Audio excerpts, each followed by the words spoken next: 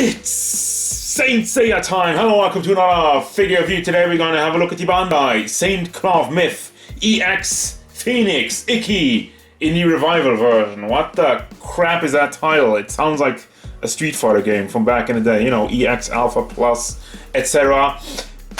You know me, I don't really collect that many Saint Seiya figures. However, when it comes down to my favorites, the favorite, the Phoenix, the undying immortal Phoenix Ikki, the most badass character in the show, you bet your ass I'm gonna get the figure. I already have the original version, and this is version 2, you know, the revival version, after they all came back after season 1 and they got the new armors. This is the one, so let's have a look at it. And since I rarely review Saint Cloth Myth, EX, whatever, Saint Seiya figures, this is what it looks like. You get the armor, you get like a basic figure, and you get the armor, and you kind of drape all that over it, which I'm not really looking forward to, because it's building stuff, and I don't like building stuff, but let's get into it. So this is the basic figure, and I just want to have a look at this real quick. I feel like these ones, this one looks way uglier than I remember this. Like, the version 1 figures I have of like Pegasus and I don't know who else it was. The main figures always looked wonky, but kind of, you know, doable, decent. You could use them without the armor, but this guy is just like, holy crap, look at all the joints just kind of peeking out already.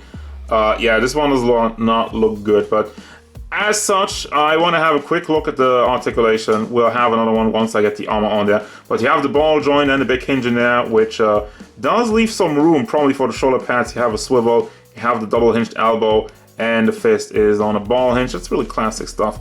And the head, this long goose, well, giraffe neck.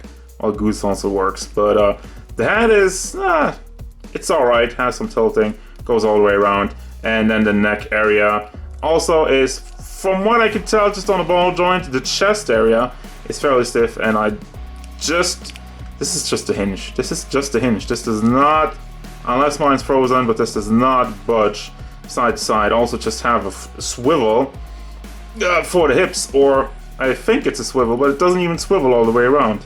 And it doesn't really do anything else. This is like, it stops right there.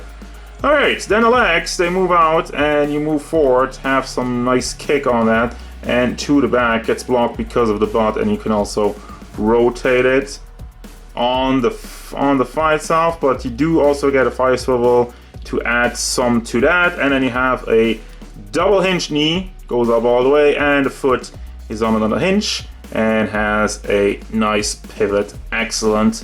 Also, die-cast feet helps with the stability, which is very important once you get all of the die-cast armor on there, so you actually hold some poses. And here we have the final product. I honestly didn't feel like spending much more time with Lanky Man. I wanted to get all the armor on there, and let's have a look at the size real quick. He stands at about 17.5 centimeters to the top of the head, or like almost 18 to the top of his horns on the headdress. I want to call it a helmet, but it's not really a helmet. So that means we're going up over a little over 7 inches tall. Size comparisons. Here's Jolter, the SH Figure Arts Son Goku, NECA Michelangelo, the previous Ikki Phoenix figure, and Darkseid. I want to go back to the previous version real quick though, because I don't know, I like that one a lot more. It's brighter, it's shinier, it has more colors because the new one's just like blue. Here you have some red, well, kind of pink, kind of purplish. And, you know, also the gold, which, oh, there we have this again. Okay, enough of the comparison. I like the previous design better, but how about the figure? Well, the thing with these Saint Cloth Mix, EX, blah blah blah, Myth, whatever, titles. The thing is, sometimes stuff can be a little bit wobbly, and I think this one is a case where the entire chest armor is already held back just by the piece in the back. Everything else just kind of sits on here. Well, it is connected. I don't want to make it sound too badly, but really the entire armor is, as you can tell, it is wobbly, which is unfortunate, and also the same can be said for the connection of his tails, his phoenix tails, I guess. Those are just like so lightly in there, and for whatever reason it stays in there, but as soon as you move it too much around, I feel it's just gonna pop off, and it's also very floppy, so if you want to do some action poses where you lift this up, good luck with that. You're not gonna do it unless of course you make the ball joints that are in there bigger. Then we have the knee pads, which are decently enough, and the belt is also very floppy. It is connected in the back, but hey, it's not that great. Now, other than that, this entire figure has a lot of die cast to offer. Unfortunately, again, like in some parts where I feel like it really should, they didn't do one. So I'm gonna start off with the look of the crown. You have the nice gold in there, which is a lot more shiny, and unfortunately really the only gold we have in the figure, really reminiscent of the original design, has the scar in the face and the blue eyes, and really like that classic Saint Seiya art style in the face sculpt, which is lovely. Now, what I was saying is the headpiece, the entire crown over here, is not soft, is not actually, it is plastic. It's not die cast. As such, oh my god, I'm so afraid, like this. Don't touch this in the wrong way, don't like wibble on it too much, don't let them take a dive, because these antennas are gonna break off, 100%. So they're very tiny, very short, very thin actually, and I like it. That should have been die cast, but other than that, I just moved to the back of the hat because look at all the detail in the hair. Lovely molded, and then we got the big shiny shoulder pads, and as I was saying, a lot of blue. Yeah, there's not really that much going on in the armor, but all of this is die cast, so it does give it some heft. It does feel very nice, and it looks cool also. As you can tell, the light is shining off of all these parts. We have the deep blue on the forearms, which looks lovely. I really much appreciate that compared to the chest. I really wish the chest was brighter, but I mean, it's accurate. I don't feel like it's deviating too much from the show. And you also got the belt, which has the last bit of red in the entire outfit. He's also pretty ripped, but still fairly thin. But again, that's the design of the Saint Seiya type characters. And then you have the tails in the back, as I mentioned, cannot be posed, they're just dark. There's some paint on there, which is good for the most part. In some parts it seems like a little bit lacking though, like it doesn't cover it fully up. But that's just a small detail. And then doing like little hearts at the end. Oh, so cute. As we move down to the knee pads actually have a fairly decent connection. Also die cast metal. The only thing that's not die cast on here are like the plates on the fist, which you have to put on yourself, and you also get like a second set, which I can't tell if there's any difference or if there's just a replacement one, but you have another set of those. As we move down to the shin pads, which have the same kind of dark blue, shiny blue that we have on the rest of the armor, and also die cast metal, die cast metal, die cast metal. Also the feet, as I already mentioned beforehand, but there you go again. It is shiny, it is cool looking, but man, let's see what happens if I try the articulator. I mean, we've seen the articulation. I've already had a test with the regular guy, but I want to have a stress test. And there you go, there's the first thing that pops up. This is more what this is supposed to be for. So you can still get all the articulation in the hat, which isn't really restricted at all. And the shoulder pads don't really bring any halt to the shoulders itself.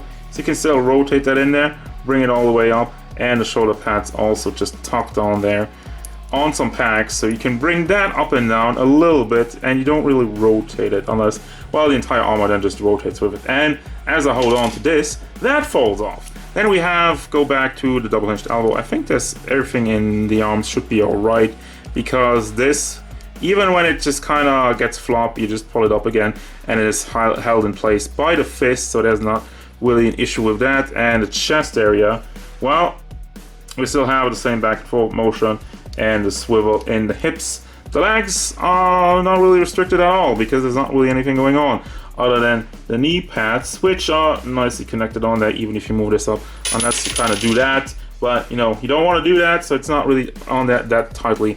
And then the foot, still same thing, goes back and forth and side to side. And yeah, there's the stress test. What have we lost? We lost the backpack that holds everything together in the chest area. We lost the front piece of the belt, and well, the knee pads don't really count. I really just like gave it a good slap on there. Could have been on there like a little bit tighter, but there you go. Stress test. You be the judge of it. Now for the accessories, you do get a bit to switch around. I mean, this is just the front piece of the hair. If you don't want to use the crown, you got that. Then for the face sculpt, you have like a, I guess like a meditating face and an angry gritting teeth face where the camera doesn't want to focus on it. There you go. Beautiful job on the eyes also. And the scar is also, from what I can tell, it is molded on there. It's not just painted on there. So it does have some depth to it, which looks great. And then you have the angry yelling teeth. Angry open mouth face with some teeth in it. And then you have one pointy finger, which is nothing shiny, just like all the other ones. And then you have these two grabby hands, booby grab hands, and the open hands. Of course, you have the fist hands on the figure. And again, if you want to display it without the armor, you can have these fist hands. And as I mentioned beforehand, you have these two plates for the fists, which I guess are just replacements because they look exactly how the other ones. And of course, you also got the Phoenix armor if you just want to display the armor without the man. So, you know, it's a classic feature. They all have their armors just kind of in the stationary position. You're not really going to do that much with it, obviously. I mean, the articulation points are all still there, but this is supposed to be just a static object. The only thing you can say, you can't move the tails around, which are fairly floppy, not super tightly connected. And I like that he has a base also, because putting this together, these legs don't hold up anything. But with the base, it actually makes for a very cool display piece. The only problem with it, if I have this displayed, what am I gonna do with this lanky boy? Final thoughts, and I just want to roll it back real quick as I was doing the stress test and the playing around stuff. I don't think the same Claw Myth figures are meant for that. So, you know, if you are one of the persons who want to play around with the figure, I do not recommend this one. For everybody else though, yeah, I think these figures, they kind of strive to give you the most realistic, best looking version of the anime manga type characters. And I feel like it really succeeds. I mean, the face sculpts are amazing. They have a lot of personality. The mold's great also in the hair, has a lot of detail and looks accurate to the show. I never read the manga, so I'm just going by the anime from what I remember. And the fact that the armor is mostly die cast, yeah, it makes it look a hell of a lot better. Gives it this extra shine, gives this extra presence to make it look like real armor, and I really appreciate that. So what does that mean? At the end of the day, I still like this one, and I feel like the entire lineup is pretty cool. Obviously, it comes a little bit more of a high price, but you know, get a lot of die cast, and also the articulation is still good enough. You can still pull off some dynamic poses with this guy. So yeah, I will recommend this one for fans, obviously, and even for those who are a bit curious about picking one up. I feel like this one is a decent one. Also, not too hard to assemble. So if you're bad at building like me, you're not going to struggle too much. You know, just don't get like Gold Athena or whatever. Which, oh my god, that I don't want to go back to that. So, well, yeah. Anyway, I digress. Do recommend this one as usual. Thank you very much for watching. Don't forget, if you enjoyed this review, hit it up with a like and subscribe to the channel so you can stay tuned for figure reviews, card game stuff, and whatever Ikki wants.